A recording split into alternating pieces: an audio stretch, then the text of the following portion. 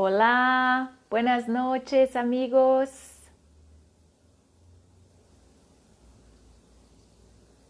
Estamos empezando más una live por Alapco. Qué bueno, por favor, que nos acompañen. Muchas gracias.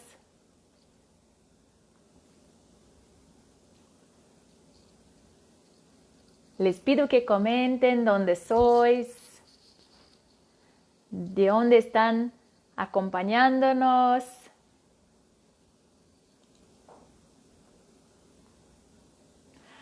Hoy tenemos el placer de tener un invitado de Ecuador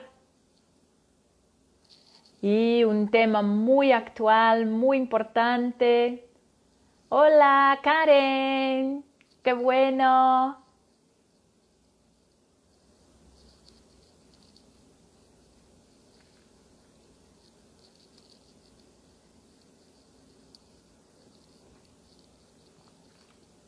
Qué bueno. Y bueno, si les parece bien, por favor, envíen sus sugerencias. Ah, qué bueno de Argentina. Molongoni de Argentina. Hola, creo que estuviste la semana pasada, ¿no, Molongoni? Sebastián de Argentina.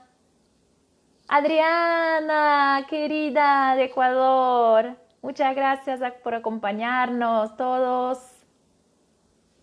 Qué bueno, qué bueno.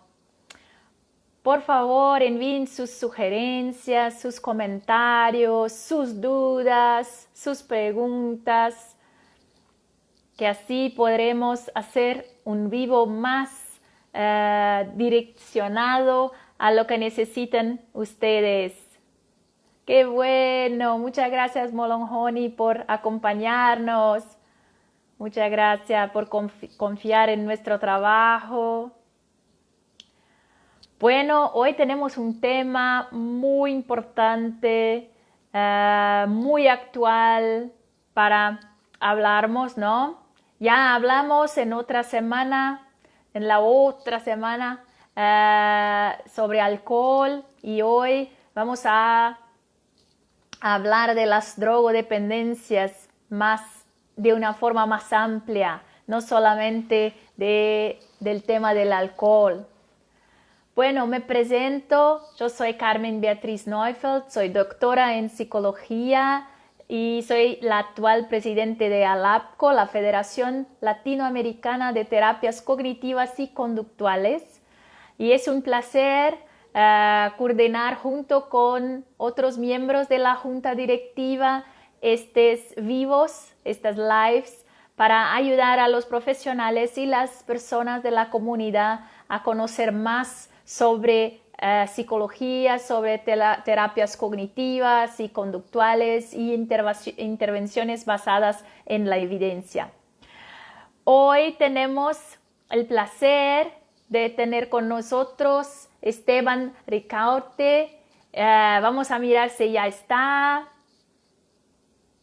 para entonces invitarlo para nuestro vivo, ¿no?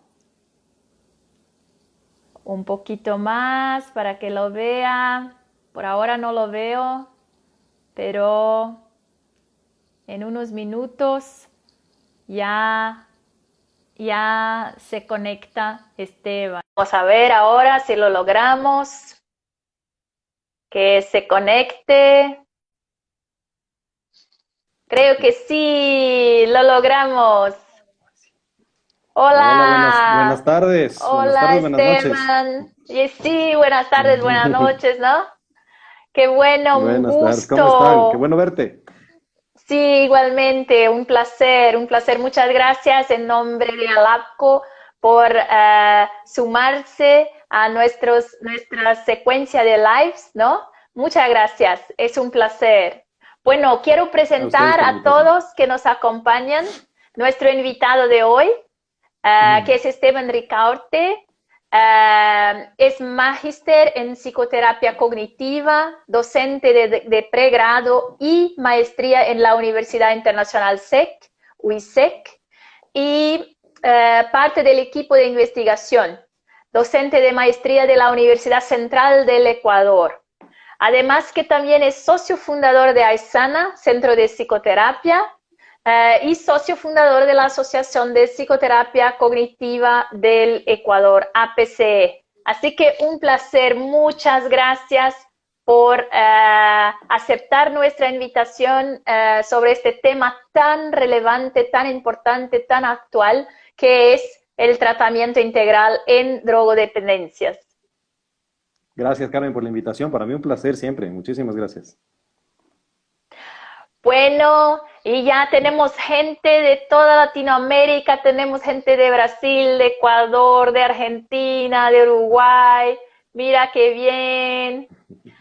Muchas gracias por acompañarnos, todos que nos acompañan ahí en las redes sociales. Bueno, empezamos entonces, Esteban, ¿qué te parece? Claro, encantado. Claro que sí. Perfecto. Bueno, me parece que sería bueno presentar un poco a nuestra audiencia, ¿no? Las personas que nos acompañan, qué son las drogodependencias y qué sabemos hoy sobre el impacto de las drogodependencias en la sociedad y para las personas, ¿no? Sí, sí, sí, claro que sí. En la mayoría de países y de Sudamérica y en general de Europa, la drogodependencia se ha considerado hace un tiempo ya problema de salud pública. ¿Sí? Y esto exige precisamente ampliar la conceptualización sobre el problema y sus respectivos tratamientos. Ujú. Perfecto, perfecto. Sí. Bueno, ¿y cuáles son así que las drogodependencias que podríamos citar para para las personas que nos acompañan? ¿Cuáles serían, ¿no? las sustancias que están ahí involucradas en este tema, ¿no? Sí, bueno, empezando explicando siempre porque es muy importante cuando nosotros hablamos de drogodependencias, hacer unas nuevas cambios de paradigmas, nuevas conceptualizaciones sobre el problema, ¿sí?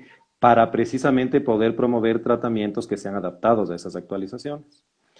Cuando nosotros hablamos de drogodependencias, a pesar de que la sustancia o el fármaco propiamente es muy importante en todo esto, siempre es importante tener una fórmula en la cabeza, ¿sí?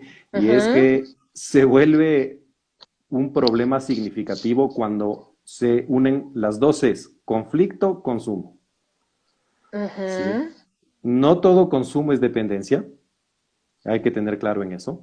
Y es importante tener claro que cuando esta fórmula se junta y los consultantes responden con consumo desadaptativo a un conflicto, podemos hablar y entender que si esa fórmula está muy bien integrada, probablemente estemos frente a un problema de consumo problemático, ¿sí? ujú. En términos de diagnóstico, ¿sí? Básicamente, cuando hablamos de dependencias, en realidad puede ser a cualquier droga, pero sí con mucho menos influencia en las drogas conocidas como psicodislépticas, psicolépticas o alucinógenos. Esas tienen un poder farmacológico no muy relacionado a la dependencia, pero sí que también hemos visto casos de consumo problemático con esas drogas. De ahí todas Ujú. las demás, todas las demás, inhalantes, opioides, tranquilizantes, estimulantes. Cuando esta fórmula se integra a estas drogas, podemos hablar de un consumo problemático y de una problemática muy severa sobre todo. Ujú. ¿Y cuáles son las características, ¿no? ¿Qué cosas un profesional necesita observar para identificar si alguien tal vez tenga problemas con drogodependencias? Sí, algo que es muy importante ahora que lo dices, Carmen, es también que una de las cosas que es importante reconceptualizar es el diagnóstico. Sí, porque así como es grave no alcanzar a delimitar un diagnóstico, también es muy grave no delimitarlo cuando existe y Ujú, delimitar uno inexistente. Entonces, por claro. ejemplo, ¿qué cosas se pueden observar? Uno, esta formulita que hablábamos, ¿sí? Consumo, conflicto. Lo otro es valorar o sea, si es que existe una diferencia entre el abuso y la dependencia. ¿sí? Perfecto. En términos diagnósticos, la diferencia primordial es que las personas que desarrollan abuso y no dependencia son personas que consumen abusivamente, pero de forma periódica, es decir, cada cierto tiempo interrumpen el consumo, 3, 4, 5 meses, y pueden llevar una vida funcional, relacionarse Ujú. mejor con la familia, tener actividad laboral, actividad académica, pero cada Ah, tres, qué cuatro, cinco, interesante. sí, cada 3, 4, 5, 6 meses vuelven a un ciclo de consumo. Entonces, Ujú. ciclan entre consumo y estabilidad. Este tipo de consultantes requieren tratamiento, pero el tratamiento se delinea en modalidad ambulatoria. Ujú. Sí, no necesariamente una modalidad residencial o comunidad terapéutica. ¿Sí? Perfecto. A diferencia de este primero, en las drogodependencias propiamente nunca hay una periodicidad. El consumo problemático es recurrente, consumen de noche, de día, en la mañana, nunca hay momentos de estabilidad familiar, laboral, académico, relacional, personal. Hay un consumo recurrente. En este sentido, a estos consultantes la primera oferta de tratamiento por ahí tiene que ver con la residencia, es decir, comunidades terapéuticas, personas que estén institucionalizadas, internadas y que se Hola, mantengan un tiempo ahí. Entonces, se colgó. Hola, Esteban. estoy acá.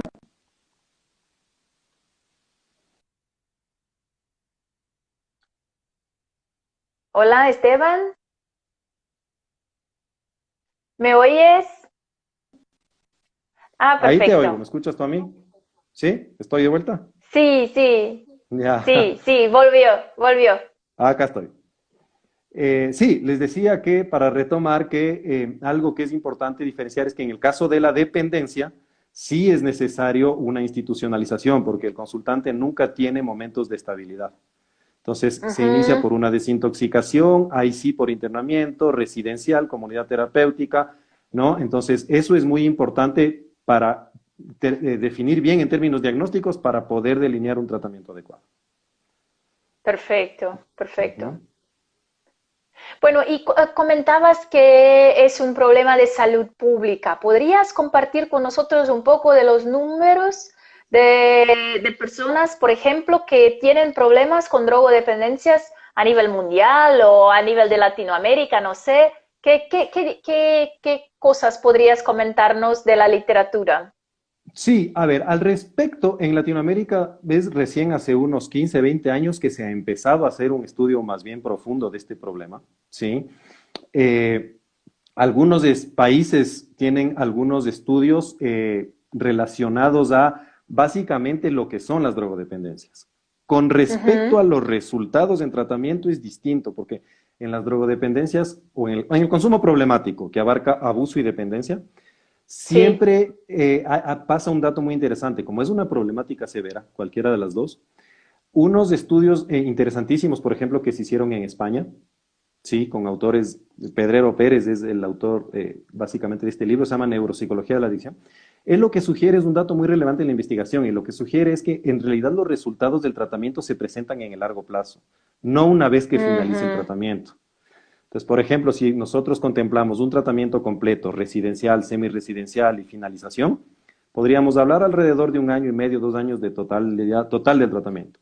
Pero una vez finalizado ese tiempo y el programa de tratamiento, eso no significa que el consultante esté rehabilitado.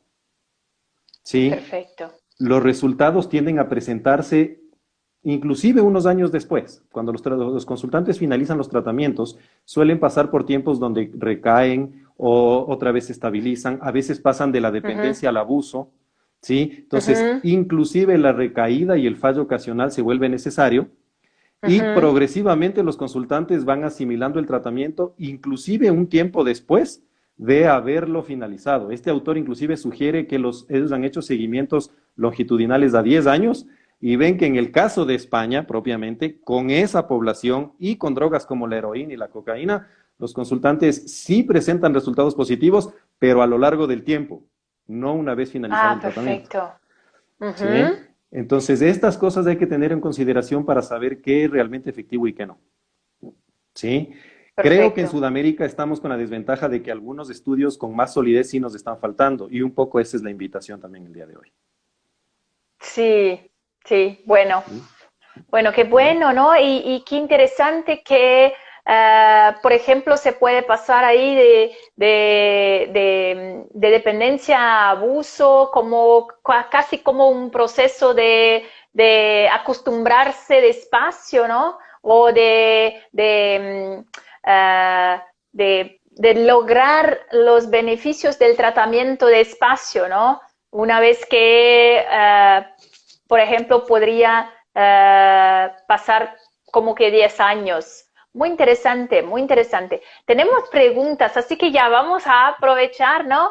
Y ver las preguntas de los asistentes.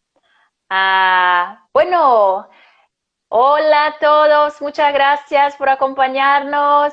Muchas gracias. Karen de Brasil pregunta, ¿hay datos sobre mayor adicción a las drogas durante la pandemia? Por ahora no, porque es muy reciente para pensar en resultados a partir de la pandemia, ¿no? Siempre para medir resultados es importante un poco esperar, ¿no? A ver los resultados a través del tiempo. Pero algo que, por lo menos algo que pasa acá, ¿sí? En el Ecuador, y que supongo yo que puede ser estandarizado para el resto, es que realmente una persona que tiene problema de consumo problemático de dependencia, independientemente de la pandemia, probablemente siga consumiendo.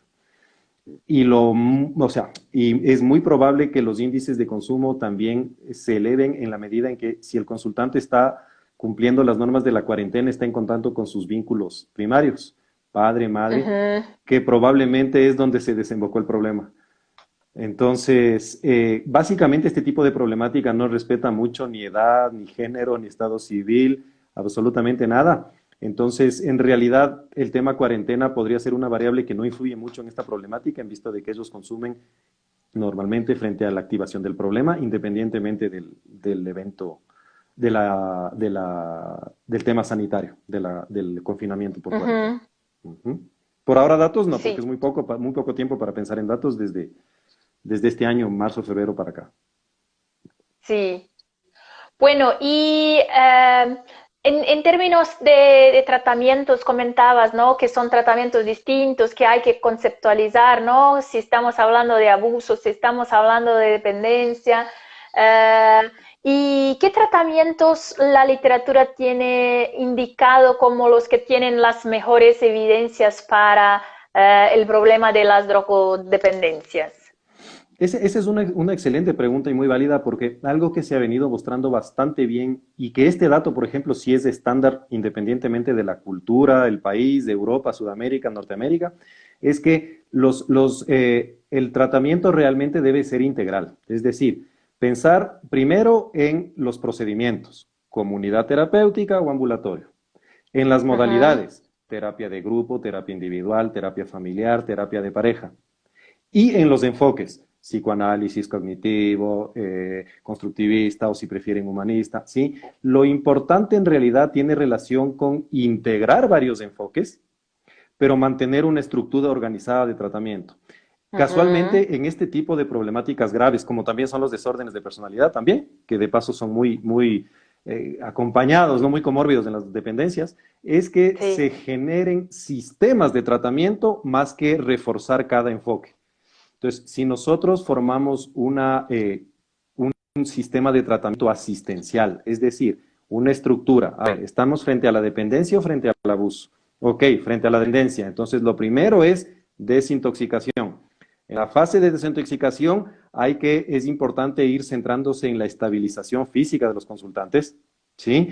Y progresivamente un tratamiento estructurado, entonces que empieza normalmente por psicoeducación, mientras el consultante se va estabilizando.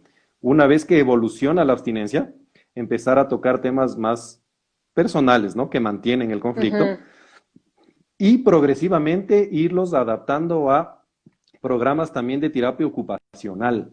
O sea, ujú. situarlos en lugares funcionales, académicos, laborales, relacionales. Esa área es muy importante y no solamente la sintomática de consumo, sino realmente reinsertarle en ámbitos sociales donde pueda ser funcional.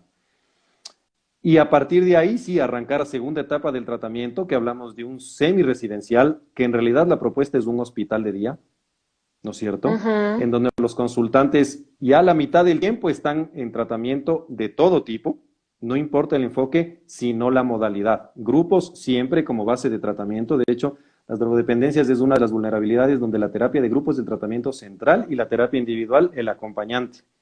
Y siempre terapia Sí, familiar y a la vez reinserción social y terapia ocupacional. Y finalmente un proceso de alta que puede tomar un tiempo de mantenimiento y demás. Entonces, en la medida en que nosotros generemos sistemas asistenciales, ¿sí?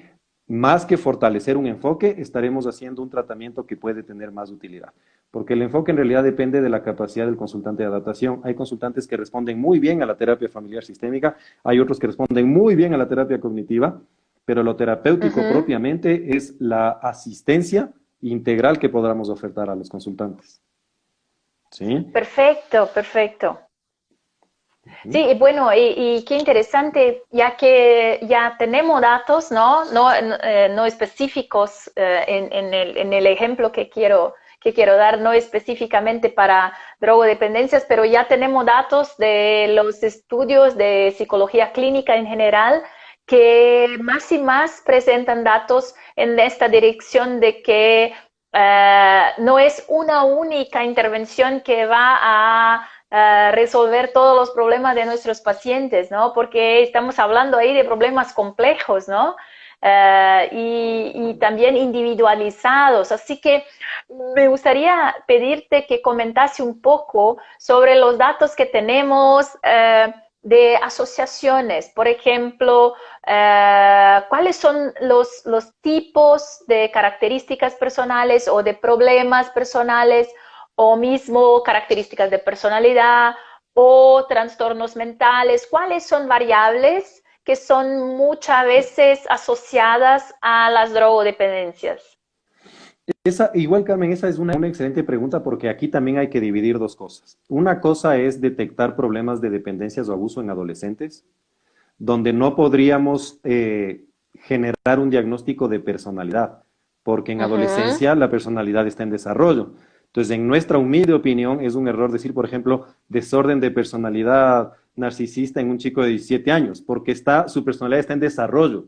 Entonces, en el caso Sí. de ellos, primero que los pronósticos son mejores, porque el tiempo de consumo evidentemente es menor, y segundo que el problema está casi siempre adherido al sistema familiar. Uh -huh. Entonces, con el caso exclusivo de adolescencia, sí, esa es una variable importante a tener en cuenta.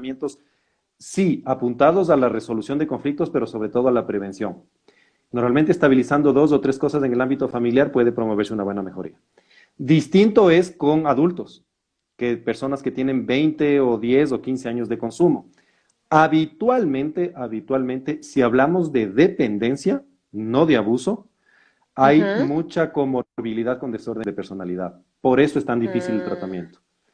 No solamente porque las dependencias son una problemática compleja, sino porque además normalmente, por tantos años de consumo, además de las afecciones orgánicas cerebrales, hay indudablemente problemáticas en el orden de personalidad. Entonces estamos enfrentando algunas problemáticas, entre ellas el consumo desadaptativo y los desórdenes de personalidad, que es una integración muy fuerte, ¿no?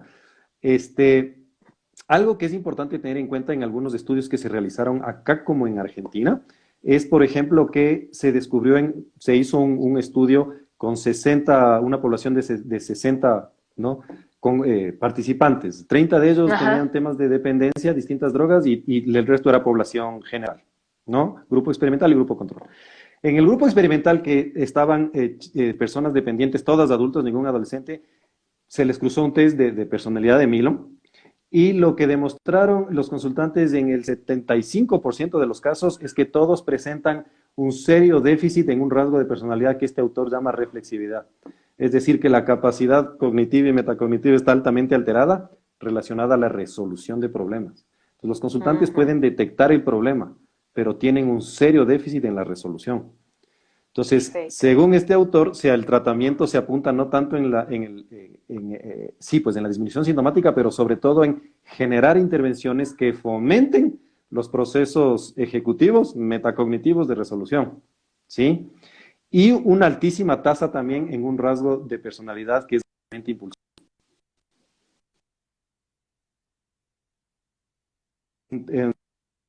También con un estudio que se hizo en España, por ejemplo. Entonces, Esteban, parece que sí, más allá de los desórdenes de... estoy de vuelta. Ah, qué bueno.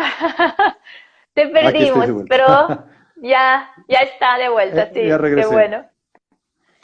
Sí, decía que algo que también se ha descubierto mucho es esto, sí, que los test de personalidad tienden a, más allá de un desorden específico de personalidad, encontrar rasgos de personalidad alterados, a veces en la Ujú, introversión, en la extroversión, en la resolución, y en función de ese déficit formular los tratamientos. perfecto. Entonces, sí es importante diferenciar adolescencia de adultez, ¿sí? En la Perfecto. adultez de mucho Y tiempo de también consumo casi porque siempre tenemos tenemos algo. ahí una buena diferencia, ¿no? Hasta mismo en términos de desarrollo de las capacidades neuropsicológicas, ¿no? No sé si es en este sentido que lo mencionas, ¿no? Sí, sí, sí, sí. Y por eso es difícil precisar en un diagnóstico porque muchas veces, por ejemplo, un consultante que ha consumido alcohol durante 15 años o una droga lastimosamente muy característica en Sudamérica, como es la pasta a base de cocaína, el crack, básicamente, sí, normalmente presenta deterioro cerebral. Ujú. Y con ello, un retraso en el desarrollo de personalidad. Y con ello, una significativa disfunción en la resolución y en la detección del problema. Entonces, estamos enfrentados a un problema de muchísima complejidad y hay que Sí, formular tratamientos adaptativos también para este tipo de consultantes. perfecto, Ujú. perfecto. Bueno, vamos a mirar un poco las personas que nos acompañan, ¿no? Muchas gracias, amigos. Tenemos gente ahí de muchos países de Latinoamérica. Tenemos una pregunta de María Cecilia Flynn. Creo que María Cecilia nos acompañó semana pasada. Muchas gracias, María Cecilia. Y su duda es, ¿cuáles son las estrategias en terapias cognitivo-conductuales más efectivas para consumo problemático, con la dificultad de los pacientes para tener conciencia de la enfermedad? Y también pregunta ella, ¿consultan más por ansiedad o depresión y luego aparece este problema o cómo es? ¿Se podrías comentarlo? Encantado. A ver, en función de la primera pregunta, y yo creo, a ver, la terapia cognitiva en realidad es muy amplia, ¿sí? No es solamente sinónimo de terapia cognitiva conductual, ¿sí? Hay un Sí. autor, ¿no? Este autor es Michael Mahoney, él hablaba y él decía que alrededor de 20 enfoques en terapia cognitiva hay.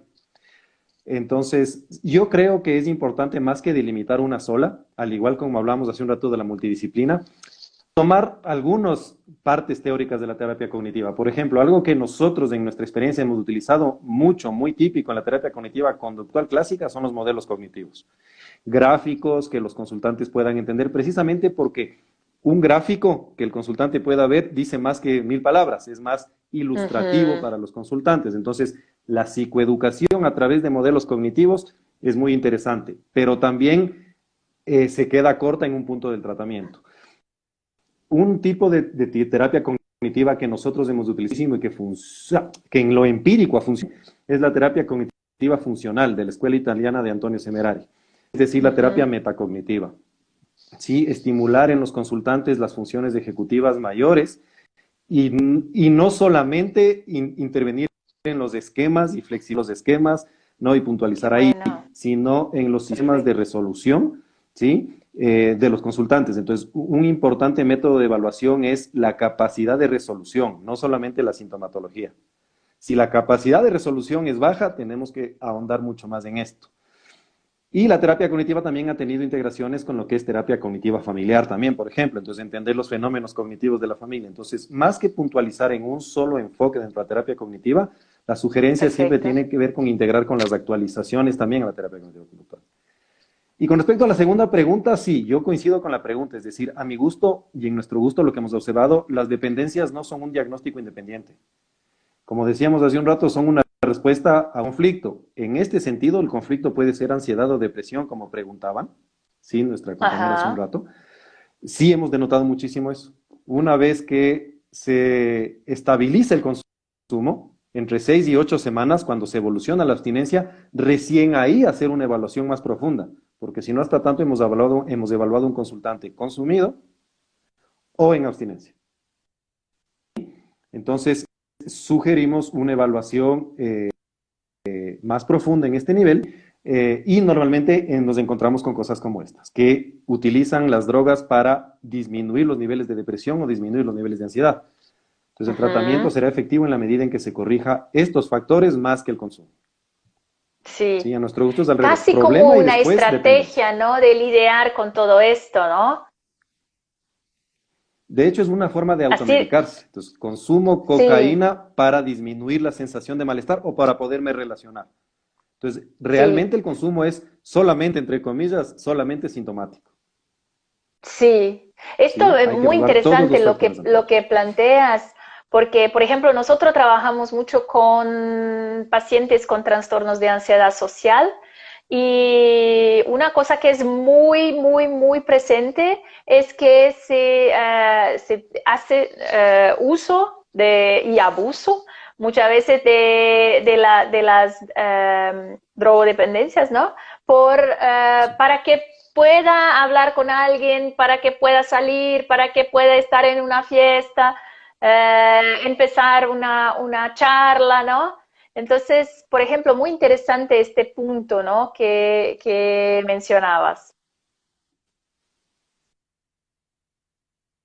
O perdimos, Esteban, la internet no nos ayuda. Ya estoy de vuelta, ¿sí me Esteban, escuchan? así, qué bueno, qué Sí, estoy de bueno. vuelta. Yo sí escuché todo. Qué bueno. Ah, qué bueno. Eh, bueno, María Cecilia tiene una pregunta más, de verdad que es un comentario, pero a mí me parece genial que se lo pudieras comentar tú también. Ella plantea que bueno que sería poder trabajar en prevención, ya que son tratamientos largos y costosos para la salud pública. ¿Qué te parece y qué datos tenemos en este sentido de de la promoción, de la prevención en este tema? En realidad, ella tiene toda la razón. El mejor tratamiento es siempre la prevención. De todas maneras, porque es tratamientos complejos, largos, costosos, con muchas recaídas, pasan un montón de cosas en las drogodependencias. Entonces, la mejor forma de generar, o sea, evitar en realidad este problema es la prevención. Ahora, es muy importante un autor italiano, una vez más de apellido Sembolini. Él tiene un centro en Italia que trabaja con drogodependencias y él sugiere, por ejemplo, que el tipo de prevención se reemplace, en vez de ser comunitaria, o sea, en vez de generar programas de prevención para toda la sociedad, generar programas Ujú, de prevención familiar a través de las escuelas, por ejemplo.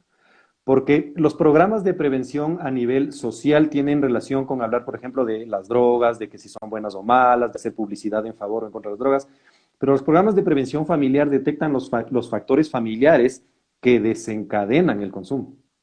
ujú. Y eso en cada familia es independiente.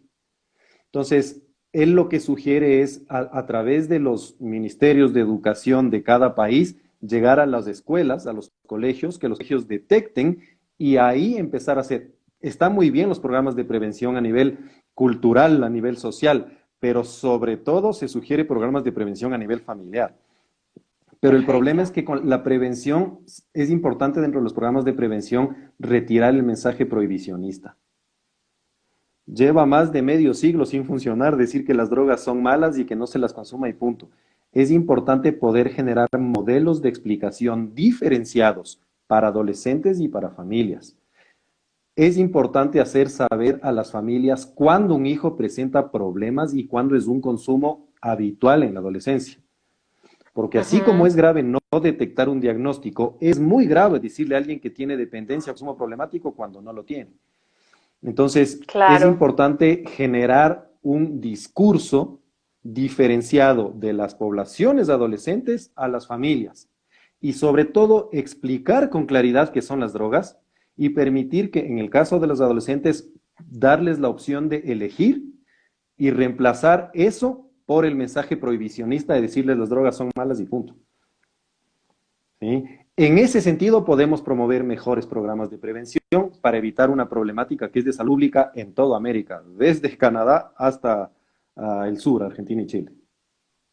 Perfecto. Perfecto. Am, tenemos más una. más una pregunta de Emilio Varela García. Ah,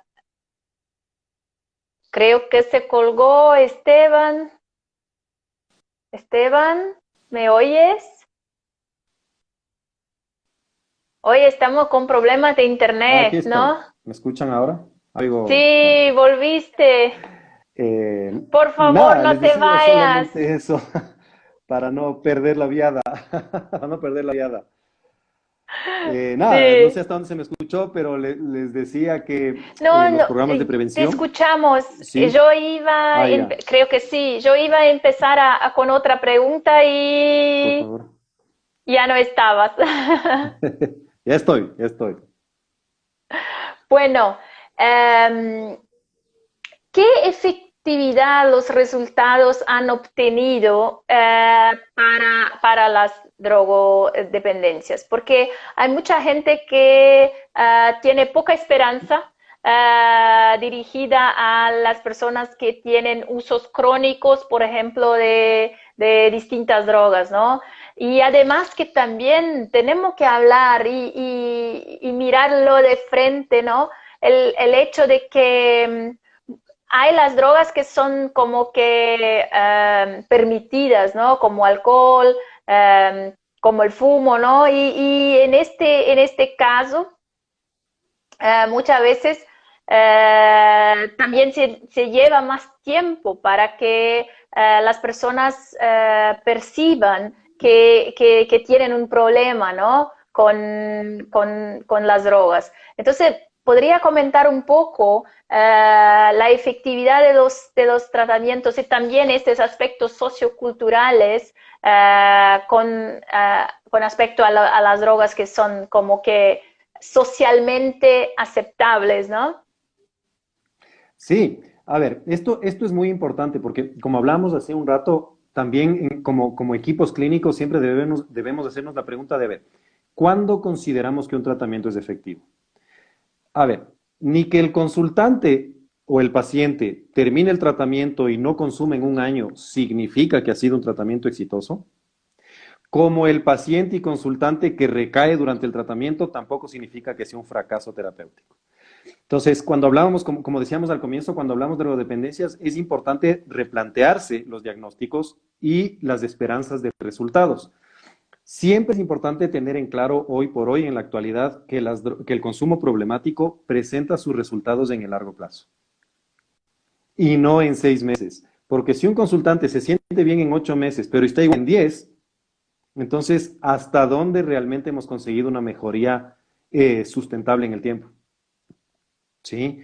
Y al revés, que un consultante tenga la tendencia a recaer muchas veces mientras está en tratamiento, pero una vez finalizado se mantiene estable 3 años, entonces podríamos evaluar hasta dónde es efectivo. Entonces, creo que es importante repensar el tema de dependencia o consumo problemático en términos de resultados. Ujú. Nosotros creemos que para que hablar de resultados significativos, el consultante no necesariamente, este es un mensaje polémico, pero en drogas todo es así.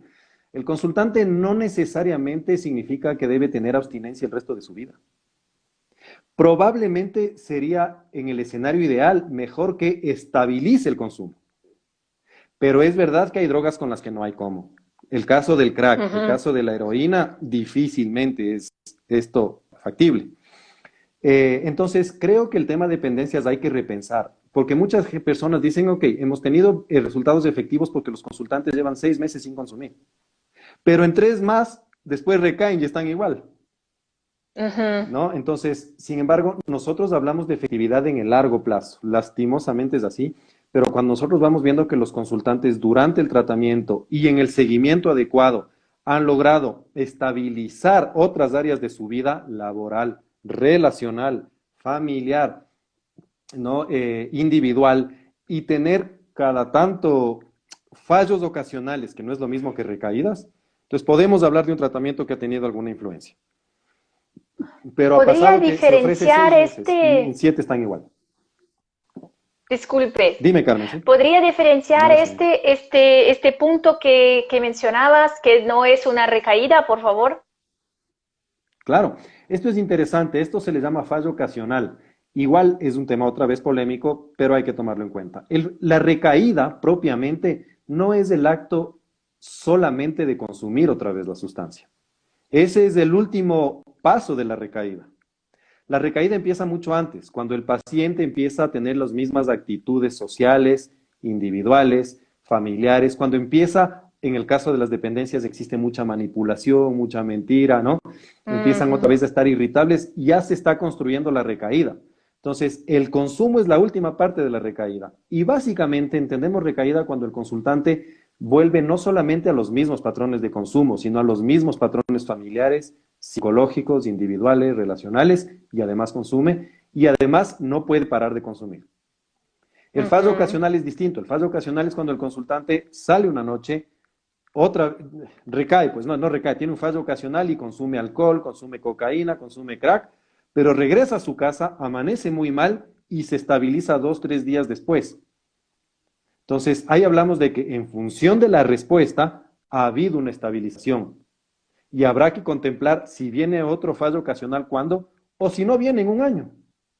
Entonces, para evaluar fallo ocasional o recaída, hay que esperar que después de la recaída un poco se estabilice y valorar cuánto tiempo lleva estable. Si lleva estable, a gusto de cada equipo clínico, pero si lleva estable alrededor de un mes, mes y medio, podríamos hablar de un fallo ocasional y en una recaída. Una recaída también se caracteriza porque cada vez que consume, el siguiente consume en menos tiempo y el siguiente en menos. Pero si esta persona consume un fin de semana y se estabiliza 2 meses, entonces podríamos hablar de un fallo ocasional y no de una recaída. Esto con el objetivo de que por lo menos acá en el Ecuador hay una mala conceptualización en algunos casos en donde se entiende que la persona que hizo un año de tratamiento sale una noche, tomó 2 copas y consideran recaída y le internan de vuelta. Eso puede ser una muy mala conceptualización y eso podría ser más bien un fallo ocasional.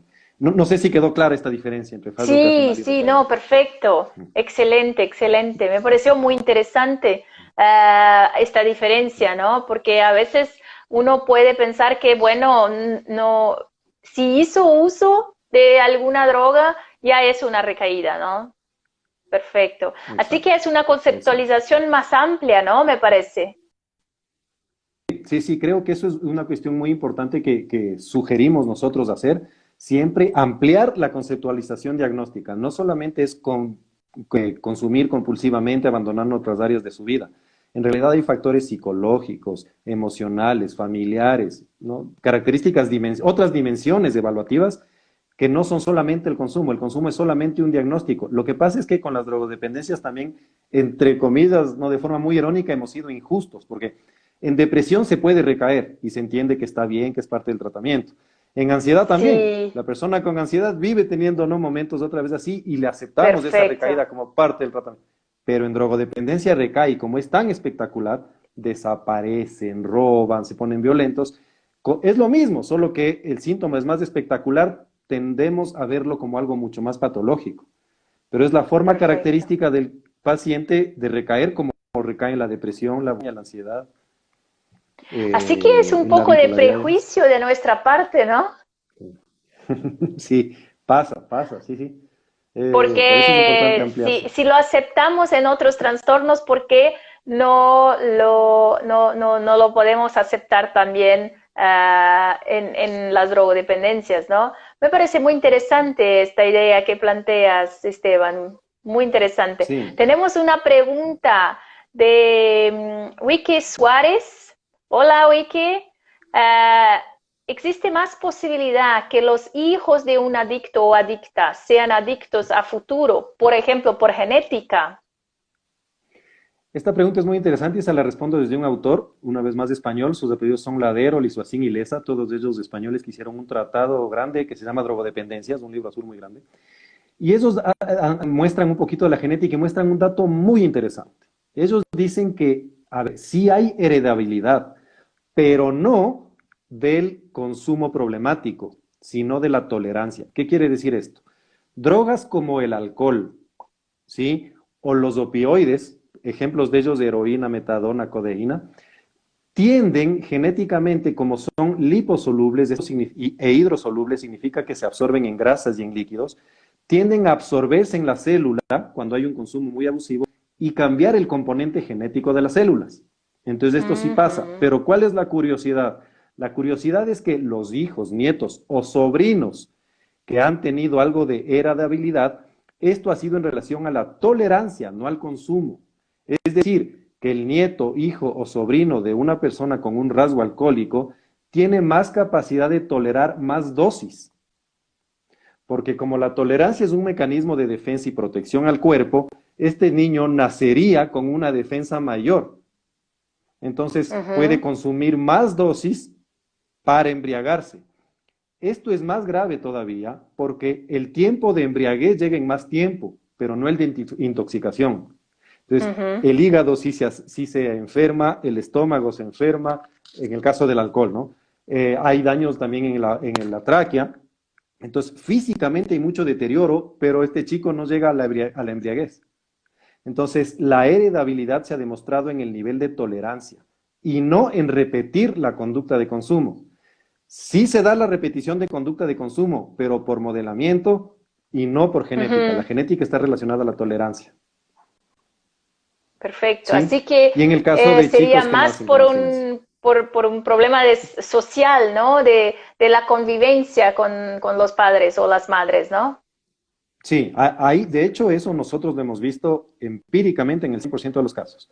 El problema de las drogodependencias tiene una relación muy cercana con los conflictos familiares, ¿sí? No con la heredabilidad. Sí, La perfecto, heredabilidad solamente perfecto. tolerancia.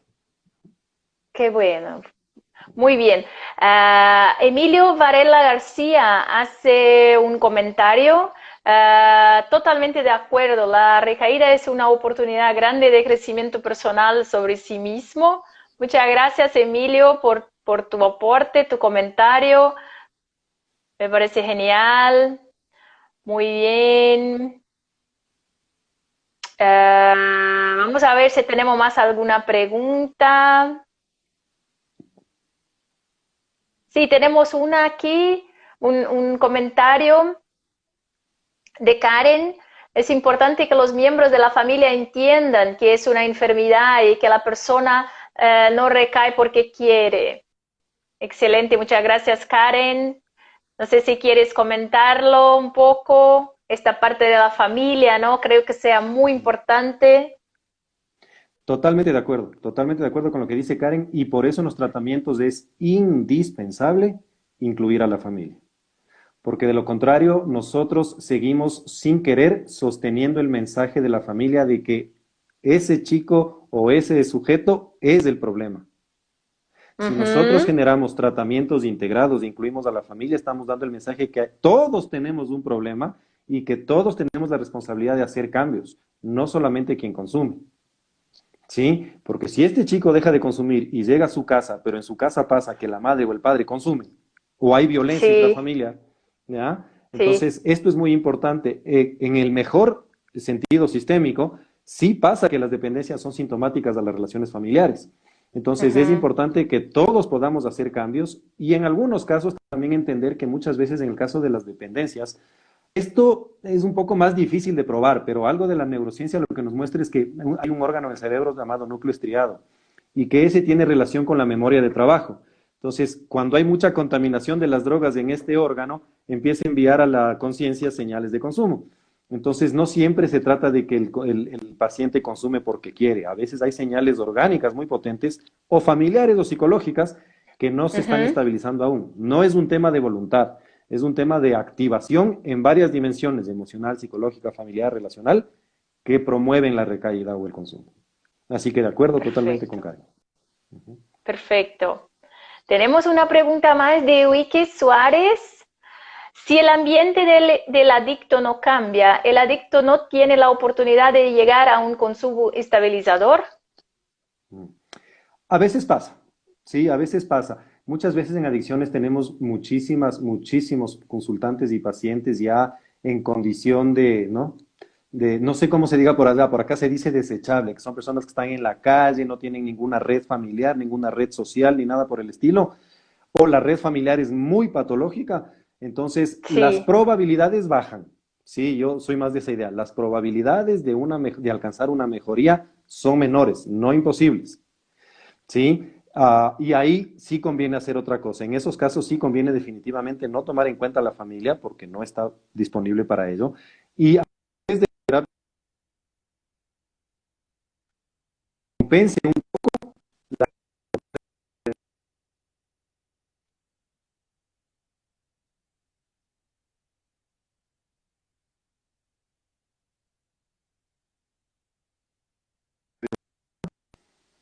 Hola Esteban, te se me- perdimos, te perdimos, te perdimos.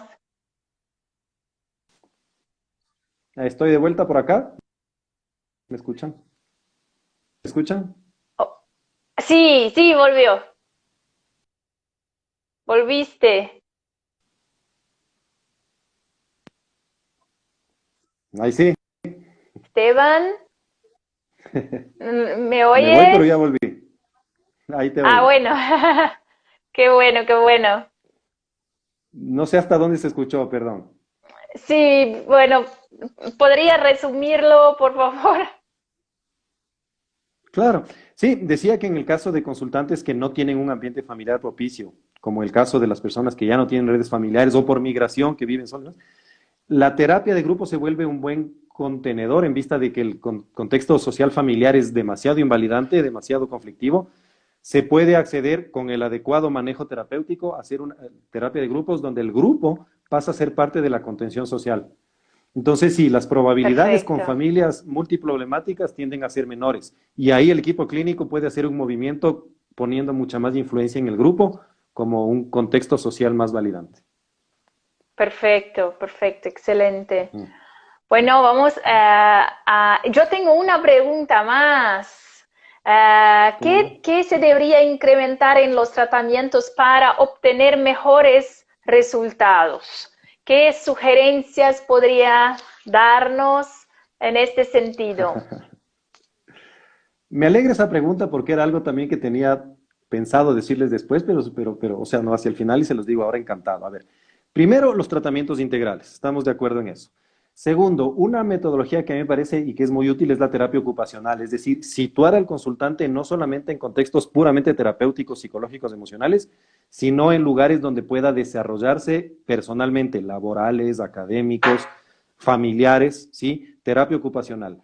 Y algo que empieza a presentar resultados interesantes, no definitivos, y una vez más entramos en la polémica, es tratar o incluir en los tratamientos, sí, lo voy a decir en el sentido espiritual de la palabra, de la frase, medicina ancestral. Sí, Ujú. esto es sinónimo de fármacos como ayahuasca, ¿no? Mescalina, psilocibina, ¿sí? Dietilamida de ácido lisérgico y demás, porque sí ha habido algunos estudios al respecto. En Brasil, precisamente en la Amazonía, hay un lugar que se llama Sí, IDEA, que sí. trabaja con esto. ¿Sí? Es una comunidad terapéutica donde lo consumen una vez a la semana ayahuasca y después en terapia de grupos van integrando la experiencia, por ejemplo. También hay lugares en Perú, en un área específica del Perú que se llama Taquihuasi, que hace tratamientos con esto.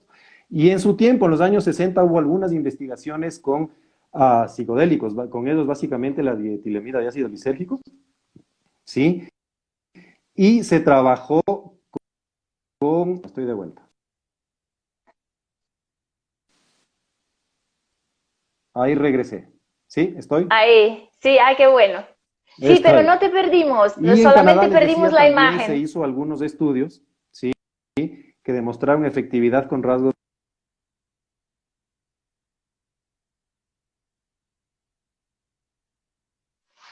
Estoy por aquí otra vez. Perdón con la señal. Pido mil disculpas, Carmen. Hay algún problema en la señal de internet. Sí, bueno, volvimos. ¿Se me escucha ahí? ¿Me escuchan ahí? Ahí sí. Sí, sí. Esteban, ¿Me escuchas, Carmen? Ahí ya estoy de vuelta. sí, Ahí estoy de vuelta. sí, Ahí sí. sí, sí, sí. ¿Me escuchan bien? Ya, perdón. Te decía, Carmen, que también en Canadá se hicieron algunos estudios, ¿sí? Con el tema, les decía, el dietilimida de ácido lisérgico, que básicamente es LSD, ¿sí? Con pacientes con consumo problemático, pero exclusivamente con alcoholismo. Por eso no se puede estandarizar a otro tipo de drogas. Y los resultados fueron significativos, pero lo utilizaron reemplazando antidepresivos, con dosis bajas durante 6 meses, ¿no? Cada 8, cada 6 horas, y se empezaron a presentar resultados muy significativos, ¿sí? Se Sí, empezaron a presentar resultados significativos, pero llegó la época del prohibicionismo y casualmente todos estos estudios fueron confiscados en los Estados Unidos. Sí, ellos confiscaron y escondieron más de 200 artículos científicos al respecto. El tema es que hay que tener mucha prudencia y mucho cuidado con esto. Hay que diseñar protocolos, hay que hablar, hacer su claro, comunicación y administrar y emplear solamente con acuerdo en el equipo clínico, explicando al consultante, como todo fármaco, toda la administración de claro. fármacos debería ser así.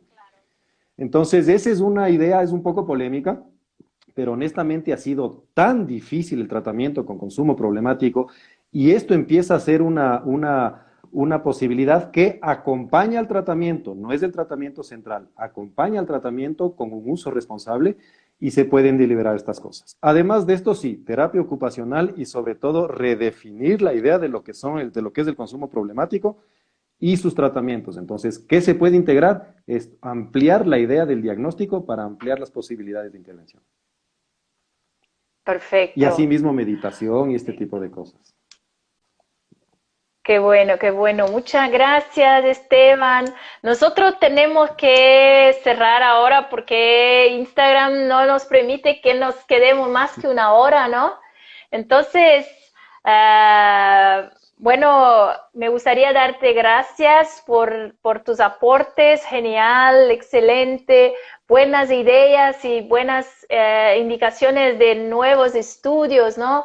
Que tenemos que estar abiertos, ¿no? A las evidencias y a lo que tenemos ahí en la literatura como oportunidades de intervención. Entonces, muchas gracias, Esteban, por tus aportes.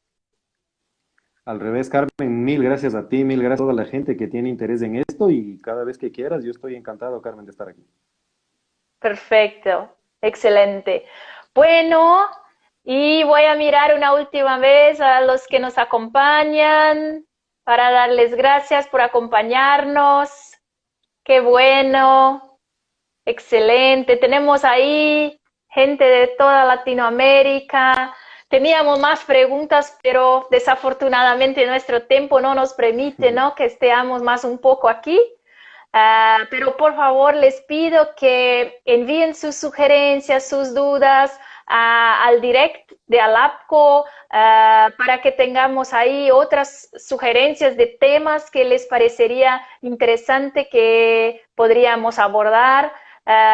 Y bueno, nos vemos de nuevo el próximo lunes a las 19 horas de Brasil, Uruguay, Argentina y bueno, a la tarde en otros países, ¿no? Así que muchas gracias a todos y una buena noche. Chao Gracias a Esteban, todos. muchas Chao, gracias. Carmen. Un A ti, placer. muchas gracias. El placer es mío.